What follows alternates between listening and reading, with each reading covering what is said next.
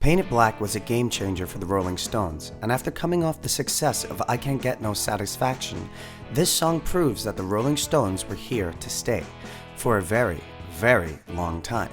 Fast-paced, punchy rock and roll vibe with a dreary set of lyrics, Paint It Black takes on a bleak journey towards the inevitable shroud of death. Okay, let's do this. This is the story of Paint It Black.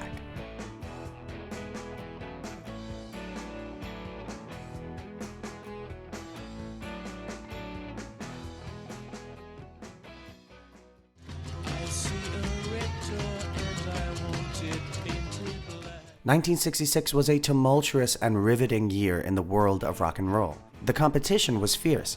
You've got the Beatles, the Beach Boys, the Who, the Kinks, Pink Floyd, and much more.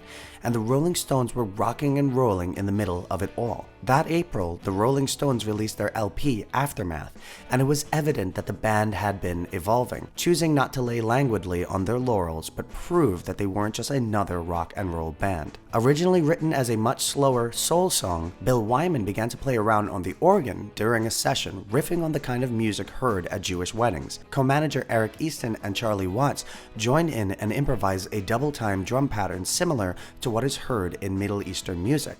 With this more upbeat rhythm, they used it to balance out Mick Jagger's morbid lyrics. When asked why he had written a song about death, Mick, despite being an incredible showman, is generally pretty humble when it comes to his own work. He says, "I don't know, it's been done before. It's not an original thought by any means, it's all dependent on how you do it. But to me, the lyrics are quite lovely, although sad, especially juxtaposed with that driving rhythm behind it. I see a line of cars, and they're all painted black, with flowers and my love both never to come back." I mean, if you're going to make a song about love and death, this isn't a bad way to do it. And with one of Mick Jagger's finest vocal performances, coupled with Charlie Watts' pounding drums and Bill Wyman's bass and electric organ, you've got yourself a rock and roll match made in heaven. Keith Richards hilariously recalls Paint It Black. He says, "Paint It Black is psychedelia with a backbone and a driving beat.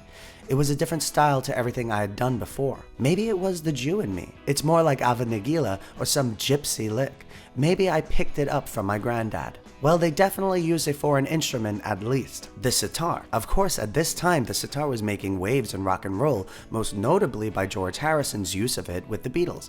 And although the Rolling Stones faced criticism for copying George, Brian Jones, who played the sitar for the track, says simply, 'What utter rubbish,' which it is. You can't copy George Harrison using an ancient instrument in pop music. That's like saying you're copying Ringo for using the maracas. It's an instrument. It's meant to be played by anyone who wants to play it." Keith Richards recalls how that iconic instrument made it to the Rolling Stones. He says, "We were in Fiji for about 3 days. They make sitars and all sorts of Indian stuff.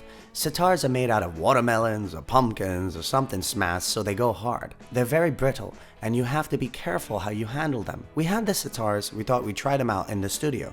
To get that right sound on Paint It Black, we found the sitar fitted perfectly. We tried a guitar, but you can't bend it enough."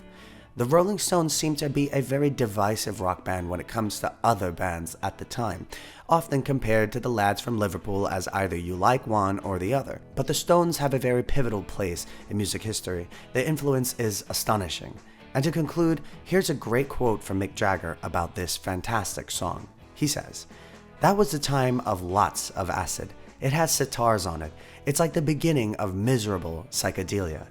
That's what the Rolling Stones started. Maybe we should have a revival of that." If you enjoyed these videos and want to support the channel, please consider becoming a patron. My videos will always be free, and this is a great way to help me make them better for you. Check out my debut album, The HollyHobs, on Spotify and Apple Music, and click the like button, subscribe, and notification bell because that is the best way to get notified when a new video is released. See you next time.